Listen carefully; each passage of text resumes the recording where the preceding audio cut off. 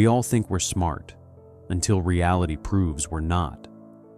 It's a dangerous comfort, believing you've mastered a game that you don't even fully understand.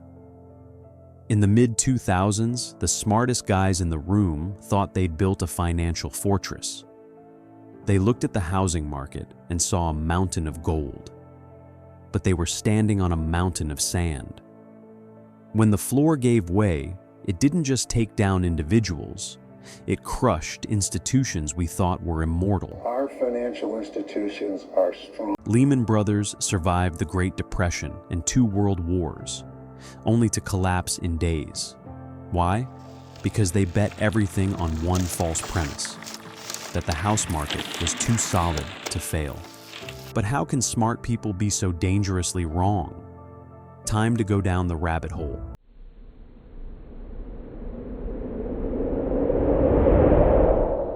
History is a graveyard of overconfidence. From Hitler's invasion of the Soviet Union to Napoleon making the exact same mistake a century earlier. They both expected a quick victory, and they were both swallowed by the same Russian winter. Different eras, different leaders, same psychological trap. This pattern of human error has a name, the Dunning-Kruger Effect. And it's not just about history, it's about how your brain is wired right now. At its core, it's a strange paradox. People who know the least are often the most convinced of their own brilliance. They don't just lack the skill, they lack the ability to see that they lack it. But the flip side is just as haunting. While the novice feels like a master, the true experts, those who have spent years in the trenches, fall into the opposite trap. They underestimate themselves.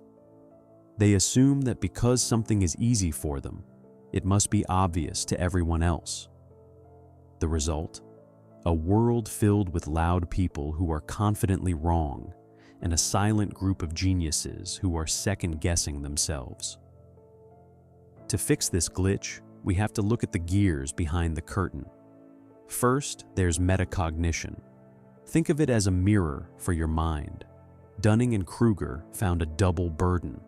The skills you need to be good at something are the exact same skills you need to recognize you're bad at it. If you don't know the rules of the game, you can't even see that you're losing. Then, for the experts, there's the false consensus. They don't lack skill, they lack perspective. They stand alone in their mastery, assuming the rest of the world sees what they see. They don't feel like giants, they just think everyone else is strangely small. And finally, the availability heuristic. Our brains are lazy, we prefer shortcuts. We judge our entire lives based on our quick wins, the information that's easiest to remember, while ignoring the vast, dark ocean of complexity we haven't even touched yet. The only true defense against this effect is to become a lifelong student, to always assume there is a deeper layer to the rabbit hole than the one you're currently seeing. Because as the ancient sage Confucius once warned us, ignorance is the night of the mind, but a night without moon or star. If you're ready to see what most people never will, step into the rabbit hole, subscribe,